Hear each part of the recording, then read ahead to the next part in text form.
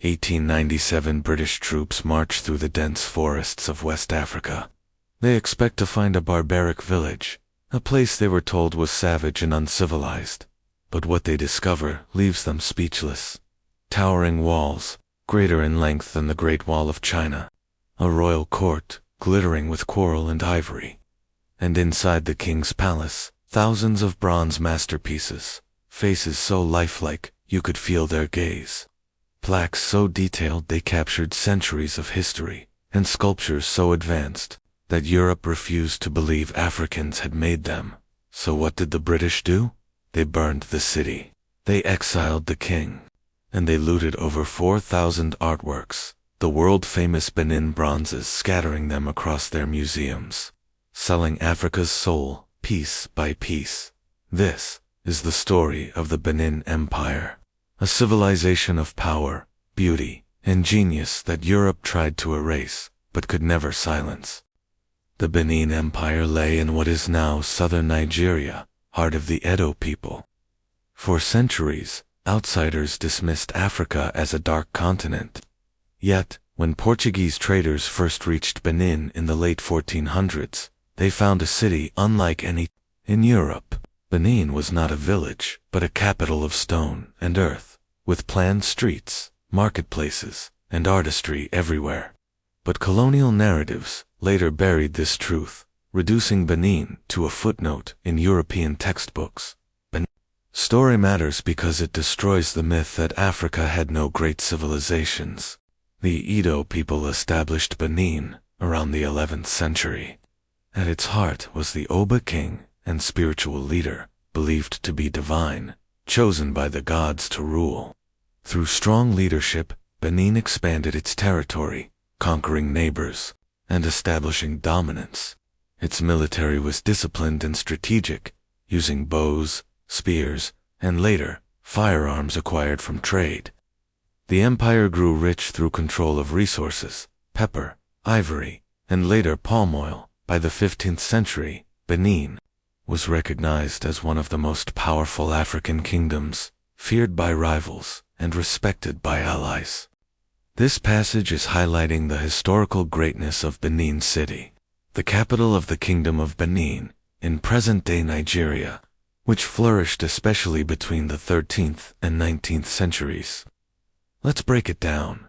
Benin City was surrounded by an enormous system of moats and defensive walls. These earthworks stretched over 16,000 kilometers, if combined, making them one of the largest man-made structures in the world, even longer than the Great Wall of China. This shows advanced planning, engineering skills, and the ability to organize massive labor forces. The streets were wide, straight, and carefully laid out, reflecting intentional urban design rather than random growth. This level of planning rivals the most developed cities of its time. Portuguese explorers and traders who visited in the 16th century were shocked by the cleanliness, order, and beauty of Benin City. Some even said it was more impressive than Lisbon's own capital, showing that Europeans recognized Benin's sophistication. At the center was the Oba's palace, the king's residence, which wasn't just one building but a vast complex of courtyards, shrines, and ceremonial halls. It was richly decorated with coral, ivory, and bronze, including the world-famous Benin Bronzes, masterpieces of African art. Benin City was more than just a capital. It was a symbol of African civilization, innovation, and pride. It challenged the stereotype especially promoted during colonialism that Africa lacked complex societies or great cities. Benin City was one of the greatest pre-colonial cities in the world, admired by Europeans, and proof that Africa had highly developed urban centers, technology, and culture, long before colonization. This passage is emphasizing the artistic brilliance and cultural importance of the Benin Bronzes, which are some of the most famous artworks in African history. Here's a breakdown. The people of Benin mastered the lost wax casting technique, a sophisticated method where a wax model is covered in clay, melted out, and replaced with molten metal. This technique allowed them to produce incredibly detailed and realistic works, plaques, commemorative heads, statues, and ritual objects. The precision shows deep knowledge of metallurgy, chemistry, and design. The bronzes weren't just art for decoration, they were visual archives. Each plaque or sculpture depicted events, kings, abbas, and their achievements, battles and military victories, court rituals, ceremonies, and spiritual practices. In a way, they were like a written history book in bronze, preserving knowledge in images instead of words. The bronzes were tied to religion and kingship. They symbolized the divine authority of the Oba king, showing his connection to the gods and ancestors. They were often kept in shrines, used in rituals, and acted as a bridge between the living and the spiritual world. When Europeans first encountered the bronzes, especially after the British looting of Benin in 1897, they were stunned. The realism, detail, and sophistication seemed too advanced for the racist views Europeans held about Africa. Many Europeans wrongly claimed they must have been made by outsiders, Portuguese, Greeks, or Egyptians, because they couldn't accept that Africans created such masterpieces. Today, scholars agree that the Benin Bronzes were 100% the work of Benin's artists, proof of Africa's intellectual depth, creativity, and cultural genius. They stand as irrefutable evidence that African civilizations had advanced technology, rich artistry, and deep traditions of history-keeping long before colonization. The Benin Bronzes are Africa's artistic crown jewels, not only works of beauty, but also powerful records of history, culture, and spirituality. Imagine the 15th century. The great city of Benin is alive with music, markets, and royal ceremonies. At its heart sits the Oba, the king, whose authority stretches across the region. Then, from across the seas, strangers arrive. The Portuguese. They come with ships filled with goods never seen before. Brass manillas bracelets, later melted into the famous bronzes, coral beads that glowed like fire, and guns that could change the nature of warfare. But the people of Benin were no passive receivers. They offered what Europe desired: ivory, black pepper, textiles, and in later centuries, even human lives in the tragic era of the slave trade. Yet, unlike many other kingdoms, Benin was cautious. The Oba never allowed Europeans to roam freely in his city. Trade was strictly controlled, conducted on Benin's terms, not Europe's. Envoys from Benin were even sent to the court of Portugal. Imagine African ambassadors walking the streets of Lisbon, exchanging gifts between kings, speaking as equals. For a time, this was not conquest, but diplomacy. For centuries, Benin maintained this careful balance, welcoming trade, rejecting domination. It was a dance of power, where Africa stood tall. But as time passed, European hunger grew. Greed replaced respect. The age of fair exchange gave way to the age of exploitation, and the fragile trust between Benin and Europe would finally collapse into conflict and bloodshed. This style frames Benin as an active power, not a victim, showing how it controlled its destiny until European aggression shattered the balance. The 19th century, the age of steam engines, factories, and the Industrial Revolution. In Europe, Britain was rising as the world's greatest power, and with its rise came an endless hunger for palm oil to fuel machines, ivory for luxury, and rubber for industry. On the shores of West Africa stood the Kingdom of Benin, proud and sovereign. For centuries, it had welcomed trade on its own terms. The OBA decided what was sold, when, and to whom.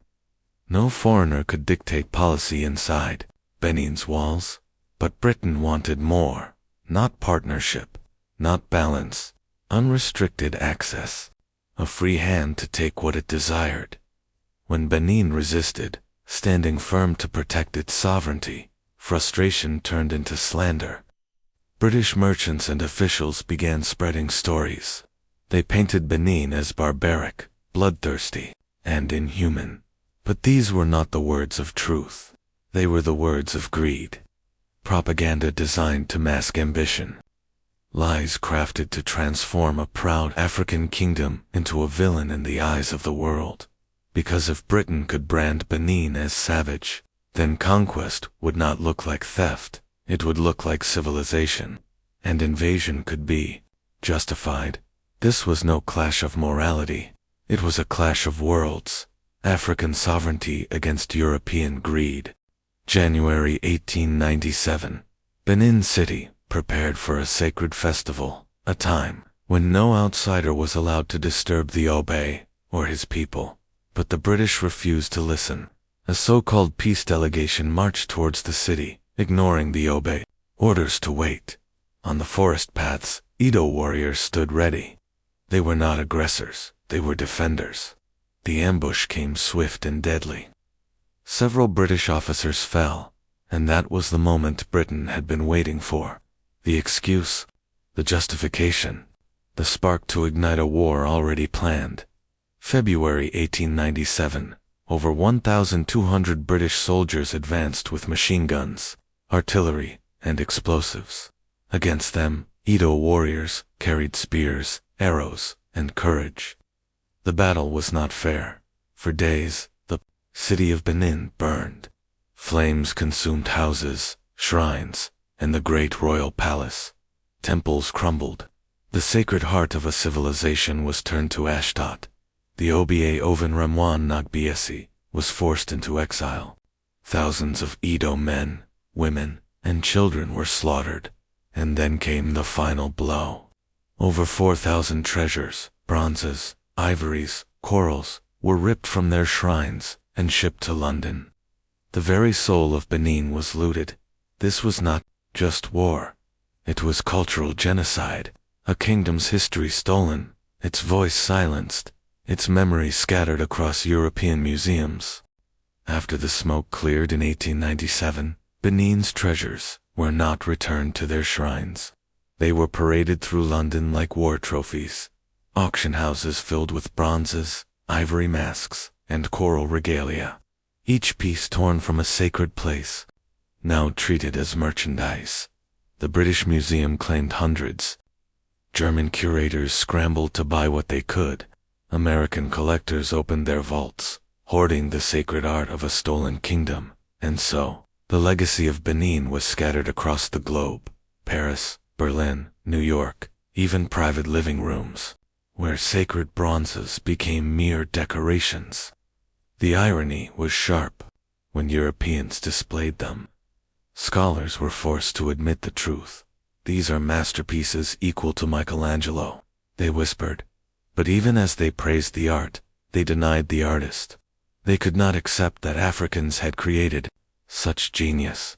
Instead, they clung to lies that Benin's brilliance must have come from outsiders. Yet the bronzes themselves tell a different story. Every plaque, every head, every carving speaks with Africa's own voice. A voice stolen, but never silenced. A voice carried across oceans, locked in glass cases, yet still alive, still defiant, still whispering the truth of Benin to anyone who dares to listen.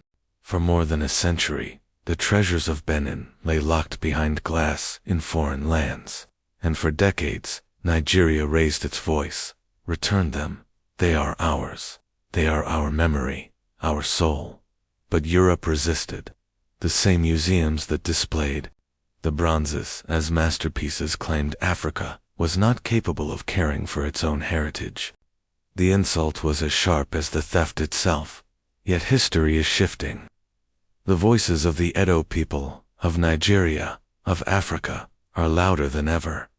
Germany has begun to return bronzes. In Britain, in France, in the United States, debates rage in parliament halls and university chambers. The world can no longer ignore the truth.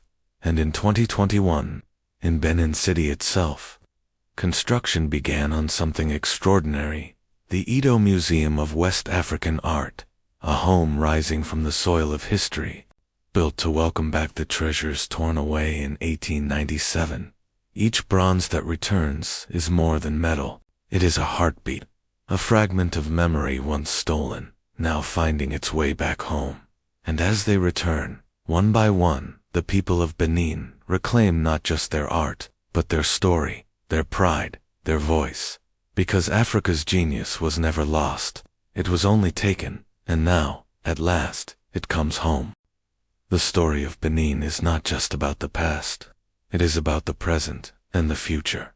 The Benin Empire stands as living proof that Africa was never a dark continent. It was a land of brilliance, a kingdom of straight roads and mighty walls, of bronze artistry and royal power, of order and innovation that rivaled any city in Europe. But the destruction of Benin in 1897 shows what colonialism truly was.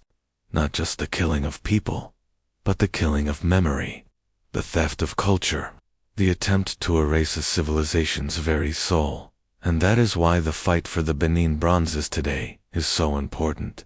Because this struggle is not about art alone. It is about dignity. It is about identity. It is about truth. When a bronze returns, it is more than metal. It is justice. It is history refusing to stay silent. And so, Benin's story forces us all to ask a question that echoes across time. If Europe built its museums with stolen treasures, then who is truly civilized? The city of Benin was burned. Its king was exiled. Its treasures were stolen. But the spirit of Benin could not be destroyed. The bronzes still speak. They whisper the names of forgotten kings. They carry the pride of a people who refused to vanish. And now, as they return home, they remind the world that Africa's genius cannot be silenced by fire or theft. This was the story of the Benin Empire, a civilization of brilliance and resilience.